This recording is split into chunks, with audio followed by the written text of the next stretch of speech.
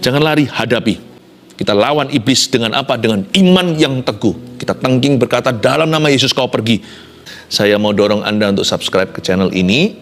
Tekan tombol notifikasinya supaya Anda selalu diberitahu kalau ada program berikutnya yang bisa membangun hidupmu.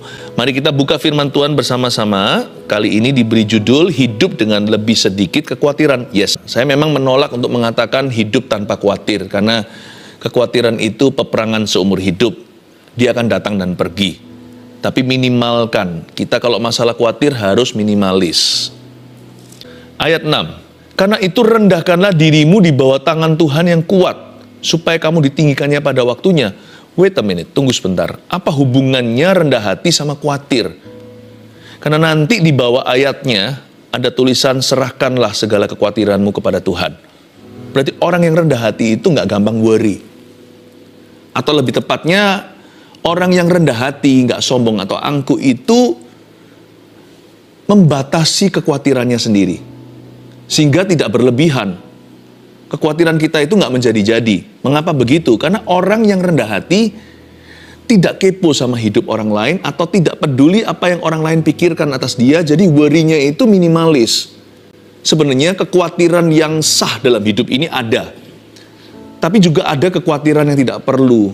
Biasanya orang yang angkuh akan jatuh di dalam jebakan khawatir untuk sesuatu yang sama sekali tidak diperlukan. Misalnya, orang lain mikir apa tentang aku ya? Kok dia punya itu, kok aku nggak memilikinya? Karena hatinya memang cenderung untuk sombong atau angkuh, maka otomatis dia akan terseret kepada iri hati juga. Dia mau yang orang lain miliki, yang dia belum punyai. Hidupnya jadi keruh, jadi komplikasi, membuat kompleks hidup sendiri. Tapi orang yang rendah hati itu lebih simpel. Dia lebih sederhana. Dia harus menghadapi kekhawatiran-kekhawatiran yang necessary atau yang seperlunya saja. Tetap ada peperangan rohani, tetapi tidak jadi berlebihan kekhawatiran. Makanya itu ayat ini sangat perlu sekali.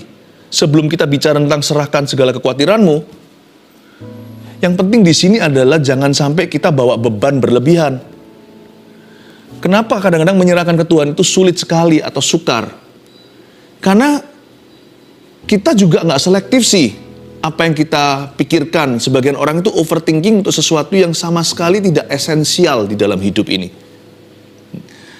Karena itu orang yang sombong adalah orang yang pakai, misalnya kalau kita disuruh bersihkan kamar, pekerjaan ringan pun jadi berat. Kenapa? Karena tanpa disadari orang itu pakai rompi 10 kilo seperti orang-orang yang fitness itu di gym. Kenapa susah ya? The simplest task atau tugas yang paling kecil sederhana aja terasa berat. Tahu nggak, orang sombong itu tidak happy.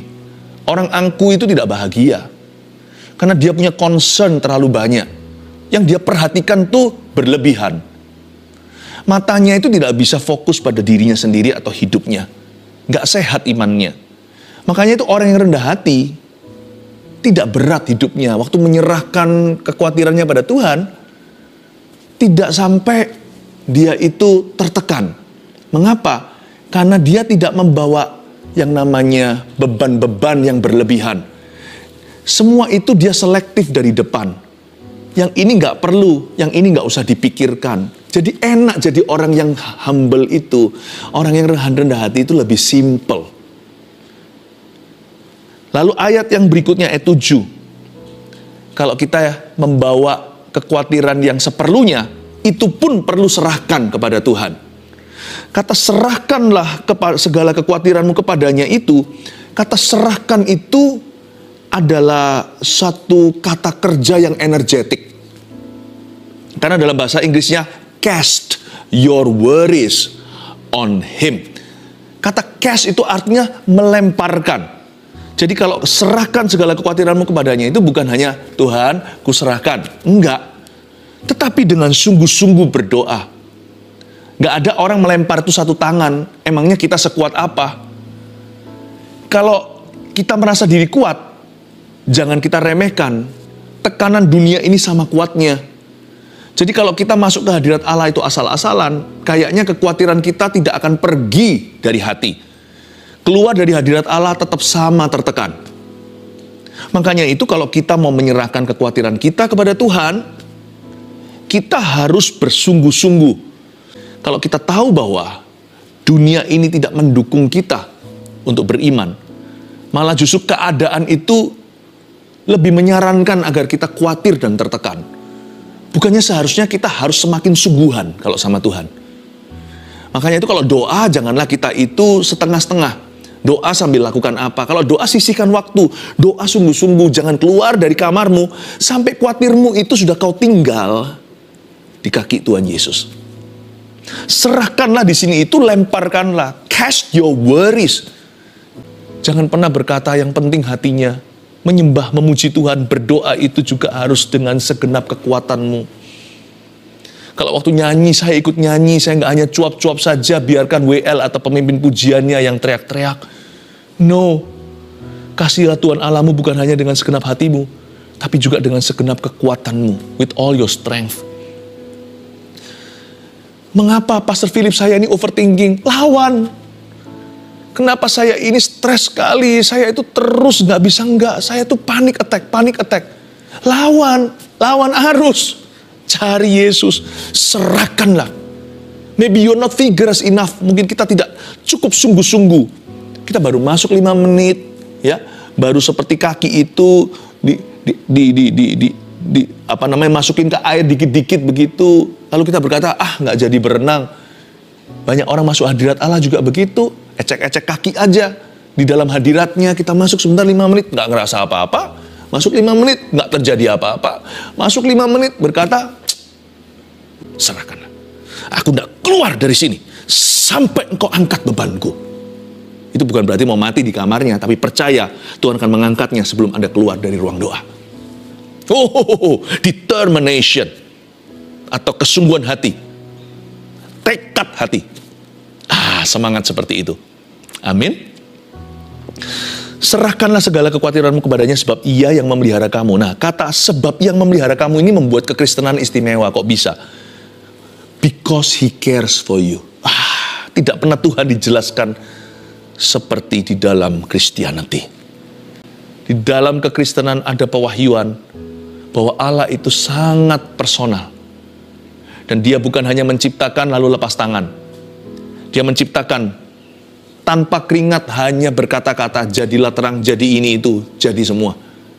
Tapi waktu Tuhan menebus kembali makhluk ciptaan yang termulia, yaitu manusia yang bandel jatuh dalam dosa Anda dan saya. Dia bukan sekedar main bicara. Dia bukan hanya keluar kata-kata atau alias ngomong saja. Tapi Allah turun ke bumi, menjelma jadi bayi, anak Allah yang hidup, Yesus Kristus di palungan, lalu habis itu mati bagi dosa kita waktu umur 33 dan bangkit pada hari yang ketiga. Dan ever since that, sejak hari itu dia utus Roh Kudus setelah dia naik ke sorga. Dan mulai saat Roh Kudus dicurahkan, setiap detil hidup kita itu ada Roh Kudus di kamar kita. Kita kemanapun, kamar mandi, kemana-mana, Roh Allah tidak pernah meninggalkan mereka yang telah menjadi anak-anaknya. Wow, he cares for you. Dia peduli sama dirimu. Makanya tidak boleh mencari Tuhan itu dengan coba-coba. Gak ada trial dan error dalam hadirat Allah. Aku masuk hadirat Tuhan, merasa apa ya? Gampang kecewa. Jangan. Kalau kita masuk hadirat Tuhan itu percaya Allah itu ada dan percaya dia pedulikan. Gak ada orang masuk hadirat Tuhan gak ketemu Tuhan, gak ada. Orang berdosa pun, pemungut cukai pun, kalau dia datang ke bait Allah lalu tepuk-tepuk dadanya dan berkata, aku orang berdosa sama Tuhan pulang, dibenarkan. Tuhan itu tidak pernah main petak umpet kecuali sama orang yang munafik. Tuhan akan berbelat-belit. Tetapi kepada orang yang tulus hatinya, sekalipun orang berdosa, asal hatinya hancur, jiwanya patah remuk, tak akan dipandang hina oleh Tuhan. Orang yang datang cari Tuhan gak akan ketemu ular. Orang cari Tuhan akan dapat hantu. Orang cari Tuhan akan ketemu setan. Because he cares for you. Kenapa kita harus sungguh-sungguh? Belum lagi ada faktor peperangan rohani. Lihat ayat berikutnya, ayat 8. Sadarlah dan berjaga-jagalah. Lawanmu si iblis berjalan keliling sama seperti singa yang mengaum-ngaum dan mencari orang yang dapat ditelannya. Bukan Tuhan ya. Kadang-kadang, ini bahasa saya ya. Kadang-kadang kalau saya renungkan, Tuhan tuh kasihan ya disalah ngerti terus. Tapi Tuhan tuh nggak perlu dibelas kasihani. Tuhan itu serba cukup di dalam dirinya. Dia nggak perlu kita sebenarnya, nggak perlu manusia atau penyembahan kita. Dia nggak perlu percaya kita. Kalau kita percaya menyembah dia itu untungnya di kita, bukan untungnya di dia. Tapi kasihan kadang-kadang kalau saya pikirkan. Apa yang iblis lakukan seringkali malah Tuhan yang difitnah. Kenapa engkau kasih aku penyakit? Tuhan nggak kasih penyakit. Kenapa Tuhan buat papa mamaku cerai? Tuhan nggak pernah menceraikan papa mamamu. Bukankah di Alkitab ditunjuk dengan jelas di kitab Maleakhi, aku Tuhan membenci perceraian? Ada orang Kristen, kedok saja padahal hanya kedok agama. Lalu larikan uang kita. Orang Kristen kayak gitu, pelayanan lagi di gereja. Nggak ada hubungannya. Perbuatan itu juga dikecam oleh kekristenan. Tapi Tuhan yang kena getahnya. Tuhan yang dituduh sama semua orang. Coba bayangkan. Jangan lupa, di balik layar semua yang baik, semua yang benar, semua yang sempurna, yang layak dipuji. Semua yang baik, sempurna, all the perfect gifts come from above. Di surat Yakobus, datang dari Bapa segala terang. Tapi semua yang jahat, semua yang jelek, semua yang negatif, semua yang kutuk, semua yang dosa, semua yang mati, semua yang bunuh, semua yang jijik, semua yang najis, semua yang nggak patut dipuji, nggak patut bahkan dibicarakan, bukan dari Tuhan. Ada roh-roh jahat yang bekerja di udara. Ada roh-roh setan di dunia ini. Dan setan itu pekerjaannya yang utama bukan untuk takut-takuti orang di rumah hantu. Yang itu level bawah ceritanya. Lihat ya kalau kita baca ya, the work of Satan, pekerjaan iblis yang utama itu apa? Sebab dia mencari, sadarlah dan berjaga-jagalah, lawanmu si iblis berjalan keliling sama seperti singa yang mengaum-ngaum dan mencari orang yang dapat ditelannya. Mencari orang yang dapat ditelannya, bahasa Inggrisnya to devour, untuk mengunyah hidup-hidup, kalau bisa ditelan, kalau bisa binasa. Setan tidak dia punya maksud hati bukan hanya untuk menakut-nakuti. Itu hanya distraction atau gangguan. Keinginan wahid nomor satu setan adalah untuk membinasakan. Jangan lupa, di ayat lain di Perjanjian Baru dituliskan bahwa Yesus ngomong begini. Di kitab Yohanes, di surat Yohanes. Setan itu datang untuk mencuri, membunuh, membinasakan. Saya sebut itu the threefold plan of the devil. Itu rencana jahat si setan. Ada di 3 dimensi. Yang utama dulu, yang terakhir, mencuri, membunuh, membinasakan. Ini yang mutakhir. Ini keinginan dia yang terakhir. Membinasakan itu artinya menghalangi seseorang dari jalan keselamatan. Membuat orang terpisah selama-lamanya dari Yesus Kristus nanti dalam kekekalan. Itulah goal tertinggi. Bukan rumah hantu yang merupakan musuh utama kita. Tetapi setiap orang yang menolak percaya pada cahaya Injil, atau orang yang pernah mengecap karunia sorga lalu murtad lagi dari jalan itu dan menjual Yesus atau menyalibkan dia kedua kali, itu semua di balik layar itu ada perbuatan iblis yang menghasut ke situ. Memang ada kemauan orang itu sendiri, sebab iblis gak bisa memaksakan dirinya, harus pilihan kita.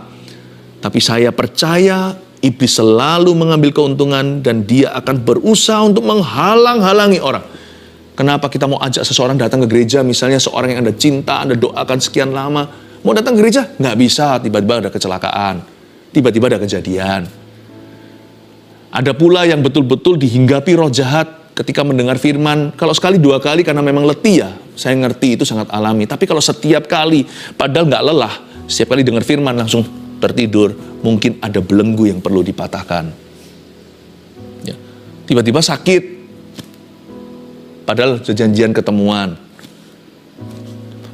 Itu semuanya ada pekerjaan setan. Yang jenis seperti itu mungkin perlu kita di balik layar juga untuk mendoa puasakan. Ya, orang yang paling peduli bisa lakukan itu ekstra lebih. Tapi iblis selalu mencari orang yang dapat ditelannya seperti singa yang mengaum-ngaum. Dia berjalan keliling. Selain itu, kalau membinasakan itu yang paling akhir kan. Yang tengah apa? Mencuri, membunuh. Yang kedua, membunuh. Iblis selalu ingin membuat sesuatu yang dari Tuhan di hidup kita itu mati prematur. Itu bisa saja nyawa. Ada beberapa orang bisa mati prematur karena mungkin ceroboh gaya hidupnya, atau memang ada dosa. Atau memang karena diserang setan, karena dia lengah dalam doa. Tentunya kita nggak usah ketakutan. Setiap hari kita itu di-cover oleh darah Yesus. Tapi kalau kita hari ini digerakkan untuk mendoakan lebih, jangan sampai Anda tepis dorongan-dorongan seperti itu. Karena kita sedang berada di dalam peperangan rohani. Karena iblis berusaha kalau bisa membunuh sesuatu itu secara prematur. Itu bisa juga friendship, bisa juga partnership, bisa juga hubungan, bisa juga pertemanan, bisa juga kongsian, bisa juga apapun juga. Namanya iblis juga bisa menabur roh perpecahan. Apapun yang dari Tuhan, dia mencoba kalau bisa bunuh, meskipun nggak sampai kekekalan. Misalkan kalau orang Kristen itu mati, dia tetap masuk sorga. Tetapi kalau bisa terjadi kecelakaan, kalau iblis boleh, dia pasti akan tabrakkan Anda di jalan tol mana. Kalau bisa mati sekarang, apalagi kalau orang itu berguna. Makanya itu kita harus doakan orang-orang yang dipakai Tuhan. Karena tiap hari mereka itu mengalami serangan. Belum lagi yang diguna-guna dan sebagainya. Oh, kita nggak usah doa terus was-was soal itu, nanti fokus kita bukan Kristus. Nanti fokus kita pada serangan-serangan. Jangan lakukan itu. Kita nggak usah fokus pada setan. Tapi kalau kita merasakan sesuatu pada antena kita, cepat tanggapi. Apalagi kalau kita dibangunkan. Saya kadang-kadang dibangunkan tengah-tengah malam. Doakan siapa? Doakan hamba Tuhan A, hamba Tuhan B. Baik itu di dalam organisasi kami, Gereja Mawar Siaran, atau yang di luarnya yang saya kenal dan saya tahu. Mendoakan jemaat sudah menjadi makanan sehari-hari. Mendoakan keluarga saat teduh, makanan sehari-hari. Do you pray for us too? Apalagi orang-orang yang berguna. Setan berkata gini, aku nggak bisa bawa kamu ke neraka, karena kamu sudah milik Tuhan. Nggak apa-apa, kalau bisa aku bunuh kamu hari ini, supaya besok kamu jangan kacaukan kerajaanku. Doa Bapa kami ajarkan apa? Bebaskan kami dari yang jahat. Ternyata harus sengaja berdoa demikian. Haleluya. Tapi yang satu lagi yang paling ringan, tapi jangan diremehkan. Mencuri. Mencuri, membunuh, membinasakan. Mencuri. Kalau dia nggak bisa bunuh, apalagi binasakan, masuk kepada kekekalan, nanti bersama dengan dia dihukum oleh Allah, maka dia bisa mencuri sesuatu. Anything better than nothing, gitulah bahasa Inggrisnya. Sesuatu lebih baik daripada sama sekali nggak ada. Sesuatu sedikit lebih baik daripada nggak ada sama sekali. Jadi setan pasti akan mencuri sesuatu. Itu bisa kesehatan, sukacita kita, damai sejahtera kita dicuri. Aneh ya. Rumah kita nggak bisa diapa-apakan, nggak bisa sesuatu yang sifatnya fatal terjadi, ya nggak ada kematian, nggak ada tulah, nggak ada apa-apa, tapi bisa hilang damai sejahtera. Ini berantem sama ini, salah paham begitu, dikacaukan aja situasi atau suasana rumah. Kalau seperti itu, kepala keluarga dulu, kalau enggak mungkin wakilnya mama, bahkan anak pun bisa jadi imam-imam dalam keluarga. Kita merasa something is wrong, nggak ada salahnya sih, kumpul aja sebentar, mesbah doa, mesbah keluarga doa, tengking setan, tiba-tiba rasa kayak adem gitu rumahnya. Bukan karena AC-nya, adem karena damai sejahtera. Kudu mau berantem aja. Kadang-kadang kita juga marah gitu, mau lemparkan amarah kita ke anak kita. Padahal dia nggak salah. Bagi-bagilah ya. Seperti bagi-bagi ekstra bagasi. Bagasi negatif kasihkan kok. Itu nanti kan jadi domino, nanti kan jadi bumerang. Daripada gitu ajak berdoa aja. Daripada kita saling memarahi. Coba bayangkan. Iblis bisa mencuri sesuatu, mencuri uang juga bisa, terjadi korupsi di dalam ini juga pekerjaan setan melalui tangan-tangan jahil, yaitu orang-orang yang kedagingan dan mereka yang hatinya masih berlumuran dosa. Lewat orang-orang berdosa, iblis bisa mencuri sesuatu. Ya, makanya kita selalu berdoa supaya jangan sampai ada yang tercuil apa-apa dari rencana Allah dalam kehidupan kita. Makanya kalau kita betul-betul kita harus melawan. Caranya gimana caranya? Ayat 9, lawanlah dia dengan iman yang teguh. Sebab kamu tahu bahwa semua saudaramu di seluruh dunia menanggung penderitaan yang sama. Kata lawanlah dia dengan iman yang teguh mengajari kita. Bahwa dalam bahasa Inggrisnya, we must flee evil, but we must not flee from the devil. Kita harus menjauhi kejahatan, lari dari hawa nafsu. Seperti Yusuf lari dari istri Potifar. Ada juga surat Paulus berkata gini, flee the lust of youth, atau larilah dari hawa nafsu orang-orang muda. Memang kita harus lari dari pencobaan, namun jangan lari dari setan. Sebab tidak ada perlindungan, punggung kita itu tidak ada senjata peperangan. Kalau kita baca di kitab Efesus, sebab perlengkapan senjata kita, nggak ada yang melindungi punggung atau our back. Jangan lari, hadapi. You flee evil, but not the devil. Kita lawan iblis dengan apa? Dengan iman yang teguh. Kita tengking berkata, dalam nama Yesus kau pergi. Jangan kau ganggu rumahku. Ya, tapi kita cast our worries dulu, kita serahkan dulu kepada Tuhan. Tapi kalau kita melakukan peperangan rohani, wow, disitulah kemenangan. Dengan iman yang teguh. Imanmu harus teguh. Jadi kalau kita lawan setan itu jangan bawa worry segala. Itu nanti kan seperti kita dalam perlombaan, namun kita pakai rompi 10 kilo tadi, atau 20 kilo. Berat, nggak mungkin bisa menang kalau kita lari. Atau kita bergulat, orang lain badannya atletis. Tapi kita pakai rompi besi. Ya mana bisa menang? Kalau kita dalam peperangan rohani, less worry is better. Karena kita punya musuh sesungguhnya. Lebih sedikit khawatir, lebih kuat untuk Anda melawan setan. Karena itu lawanlah dia dengan iman yang teguh. Satu-satunya senjata di sini adalah iman. Sebab kamu tahu bahwa semua saudaramu di seluruh dunia menanggung penderitaan yang sama. Lihat ya, semua pencobaan yang kita alami, apa yang kita khawatirkan. Ternyata kita itu bukan satu-satunya yang malang di dunia. Semua saudaramu di seluruh dunia menanggung penderitaan yang sama. Dengan kata lain, semalang-malang atau seterpuruk apapun kondisimu yang membuat Anda khawatir hari ini, ingatlah selalu akan ada orang yang lebih buruk, yang lebih terpuruk, dan ada orang yang lebih ringan. Kita selalu menemukan seseorang di atas kita, seseorang di bawah kita. Itulah sebabnya, seberat apapun pencobaan hidupmu, tidak boleh namanya memuntung ministry. Karena selalu ada orang yang lebih berat dari kita.